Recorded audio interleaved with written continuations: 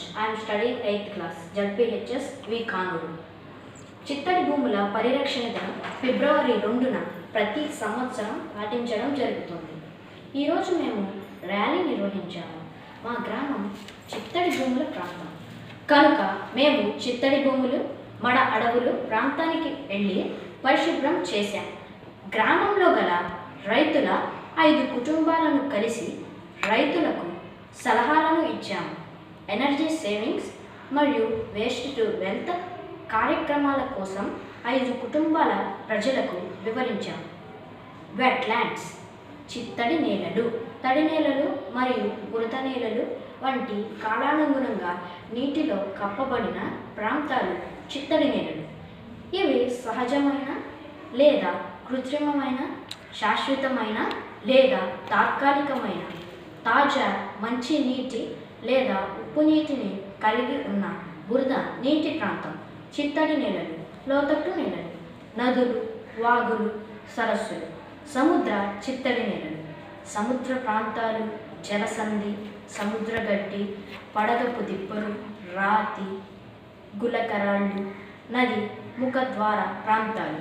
కృత్రిమ చిత్తడి నేలలు, చేపల చెరువులు, వరి పొలాలు, జలాశయాలు మరియు ఉప్పు నీటి గుంటలు. ఇవి తడి భూములు. అనేక రకాలు మొక్కలు, జంతువులకు నిలయం. ఇవి మంచినీరు, ఆహారం, నిర్మాణ సామాగ్రిని అందించడం. ఇవి వరదలను నియంత్రించడం, భూగర్భ జలాలను తిరిగి నింపడం, వాతావరణ మార్పులను తగ్గించడానికి సహాయపడతాయి.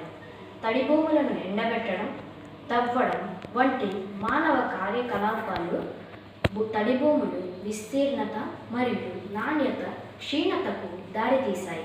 తడి భూములు దూరాక్రమణ జాతుల వల్ల వాతావరణ మార్పులు చిత్తడి భూములు క్షీణిస్తున్నాయి. చిత్తడి భూములు ప్రభావం. చిత్తడి భూములు నీటి నాణ్యతను మెరుగుపరుస్తాయి. గ్రీన్ హౌస్ వాయువులను నియంత్రిస్తాయి, నిల్వ చేస్తాయి.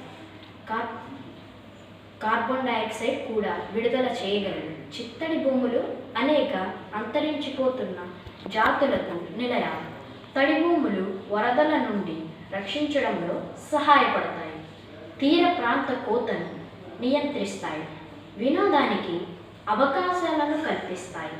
సహజ ఉత్పత్తులను అందిస్తాయి. తడి భూములు వాతావరణ మార్పు. నీరు పారడం, అన్యదేశ వృక్షజాతులు, జలమార్గాలు మూసుకుపోయి స్థానిక జాతులను పోటీ పడడం, లవణీకరణ, కాలుష్య కారకాల వల్ల తడి భూములను నింపడం, గ్రేడింగ్ చేయడం, వృక్ష సంపదను తొలగించడం, భవన నిర్మాణాలు సహాయ నీటి మట్టాలు, డ్రైనేజీ నమూనాలలో మార్పులు నేరుగా తడి భూములను ప్రభావితం చేస్తాయి. చిత్తడి నేలల ప్రాముఖ్యత. చిత్తడి నేలలు ప్రపంచ వాతావరణాన్ని నియంత్రిస్తాయి.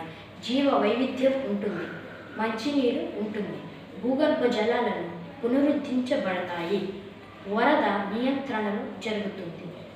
ఈ నీటిలో పోషకాలు రీసైక్లింగ్ అవుతాయి. ఈ నీటిలో ఉపరితలం భూగర్భ జలాల నుండి అవక్షేపాలు తొలగిపోతాయి. ఈ నీటిలో మురుగునీరు శుద్ధి అవుతుంది. Thank you.